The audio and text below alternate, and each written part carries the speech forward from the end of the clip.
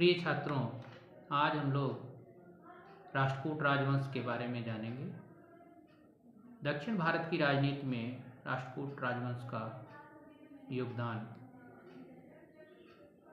महत्वपूर्ण है। इस संदर्भ में हम राष्ट्रकूटों की उत्पत्ति और उनके द्वारा शासन क्षेत्र के बारे में व्यापक रूप से तथा विभिन्न राष्ट्रकूट राजाओं की उपलब्धियों के बारे में जानकारी प्राप्त करें। राष्ट्रकूटों के बारे में कई मत हैं। उनकी उत्पत्ति के बारे में कई सिद्धांत प्रचलित हैं, परंतु हम लोग जो महत्वपूर्ण बातें हैं और जो प्रमाणिक हैं उन्हीं को जानेंगे। उदाहरण के लिए यदि हम अभिलेखीय साक्ष्यों के बारे में बात करें तो हमें सम्राट अशोक के अभिलेखों में रठिकों के बारे में जानकारी मिलती है।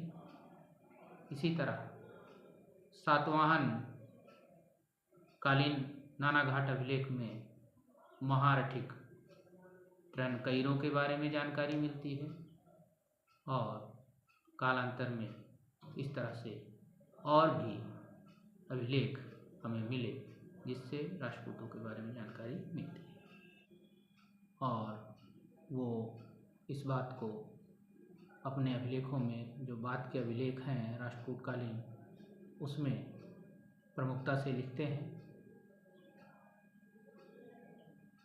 मूलतः राष्ट्रकूट महाराष्ट्र प्रांत में आज उस स्थान को लातूर कहते हैं, उस समय लट्टलूरपुर कहते थे, वहाँ के निवासी थे और अपने आप को लट्टलूरपुर वराधीश्वर राष्ट्रकूट कहते थे। कालांतर में इनकी राजधानी मान्यखेट हो गई जो कर्नाटक प्रांत के अंतर्गत आता है। इनकी मातृभाषा भी कन्नड़ थी, तो निश्चित रूप से ये कर्नाटक प्रदेश के ही निवासी रहे होंगे। फिर भी यदि हम इनकी शाखाओं के बारे में गहन अध्ययन करें तो हम यह पाते हैं कि प्रारंभ में और बाद में इनकी कई शाखाएं मिलती हैं जो दक्षिण से लेकर उत्तर भारत तक फैली हुई थी। उदाहरण के लिए मानपुर आधुनिक मध्य प्रदेश के राष्ट्रकूट, एलिचपुर या अचलपुर के राष्ट्रकूट जो महाराष्ट्र प्रांत के अंतर्गत आता था। इसी तरह गुजरात में लाट के राष्ट्रकूट और कालांतर में हमें पाते हैं कि मध्य प्रदेश में जिसे डाहल मंडल कहते थे वहाँ भी राष्ट्रकूटों की एक शाखा थी। मंडौर में भी राष्ट्रकूटों की एक शाखा थी जिन्हें राठौर कहा जाता था और इसी तरह कन्नौज में भी एक राष्ट्रकूटों की शाखा मिलती है। तो हम लोगों ने यह जाना कि राष्ट्रकूटों की कई शाखाएं थी, लेकिन राजनीति में और दक्षिण भारत में प्रमुखता प्राप्त करने वाले राष्ट्रकूट लट्टलूरपुर के ही थे और प्रारंभिक जो ज्ञात शासक मिलता है वो 650 ईस्वी के आसपास जो चालुक्यों का सामंत रहा होगा संभवतः, उसका नाम दंतिवर्मा मिलता है। उसके बाद दंतिवर्मा के बाद अन्य कई शासक जो सामंत के रूप में मिलते हैं। दंतिवर्मा के बाद हमें जो अगला शासक मिलता है उसका नाम इंद्रपृक्षक राज मिलता है। इंद्रपृक्षक राज के बाद गोविंद राज, गोविंद राज के बाद एक महत्वपूर्ण थोड़ा शक्तिशाली शासक कर्क राज जो 700 से 715 ईस्वी तक शासन करता हुआ पाया जाता है। कर्क राज के 3 पुत्र थे, इंद्र, कृष्ण और नंद।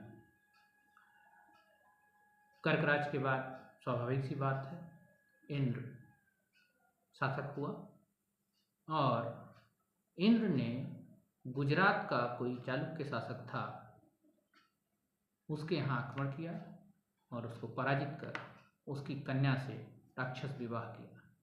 चालुक्य शासक की कन्या का नाम भवनागा था। इंद्र और भवनागा से जो संतान उत्पन्न हुई उसका नाम दंतिदुर्ग मिलता है, जिसे हम इतिहास में विशेष रूप से राष्ट्रकूट राजवंश के इतिहास में राष्ट्रकूट राजवंश का संस्थापक मानते हैं। इंद्र ने 715 ईस्वी से लेकर 735 ईस्वी तक शासन किया। इंद्र की मृत्यु के बाद दंतिदुर्ग का शासन प्रारंभ हुआ। दंतिदुर्ग के बारे में हमें विशेष रूप से दो अभिलेखों से जानकारी मिलती है, एक दशावतार अभिलेख और एक समग्र अभिलेख। इन दोनों लेखों से दंतिदुर्ग की उपलब्धियों के बारे में जानकारी मिलती है। जैसा कि मैंने बताया आपसे कि राष्ट्रकूट राजवंश का वास्तविक संस्थापक दंतिदुर्ग को माना जाता है। दंतिदुर्ग पहले चालुक्य शासक विक्रमादित्य द्वितीय के सामंत के रूप में कार्य करना प्रारंभ किया। दंतिदुर्ग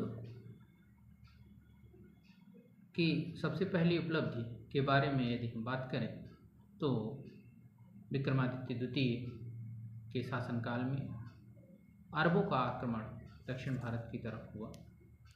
इन ताजिकों को पराजित करने के लिए विक्रमादित्य द्वितीय की आज्ञा से दंतिदुर्ग ने गुजरात के शासक जनाश्रय पुलकेशिन के साथ मिलकर अरबों से युद्ध किया और इस युद्ध में चालुक्यों की विजय हुई।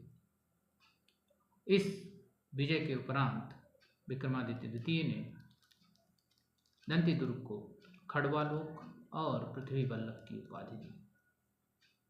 विक्रमादित्य द्वितीय की मृत्यु 744 ईस्वी में हो गई।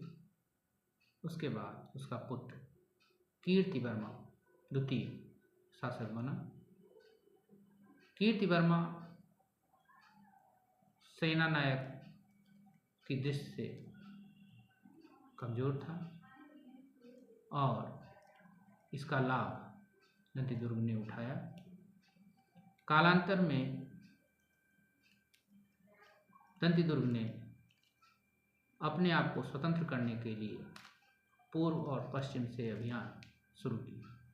यद्यपि कीर्तिवर्मा ने अपने युवराज काल में पल्लवों से युद्ध किया था जिसमें उसे विजय भी मिली थी, परंतु शासन सत्ता मिलने के बाद इसमें वो सैनिक योग्यता या शासन योग्यता नहीं थी। हमें अभिलेखों से भी ये जानकारी मिलती है कि चालुक्य शासकों में कीर्तिवर्मा एक कमजोर शासक था और उसकी गद्दी पर बैठते ही चारों तरफ से समस्याएं विशेष रूप से उत्पन्न हुई होंगी। हम ये पाते हैं कि महाराष्ट्र में किसी स्थान पर दंतिदुर्ग ने कीर्तिवर्मा से युद्ध किया और उसे पराजित कर दिया। इस तरह से चालुक्य वंश के स्थान पर राष्ट्रकूट वंश की स्थापना हुई। दंतिदुर्ग की एक और उपलब्धि जो महत्वपूर्ण है, उसने मालवा के प्रदेश में विशेष रूप से उज्जैनी पर आक्रमण किया। उस समय उज्जैनी पर प्रतिहार शासकों का राज्य था। प्रतिहार शासक पराजित हुआ और इस स्थान पर दंतिदुर्ग ने एक यज्ञ किया जिसे हिरण्य गर्भदान यज्ञ कहा जाता है। इससे राष्ट्रकूट राजवंश की कीर्ति दूर दूर तक फैल गई।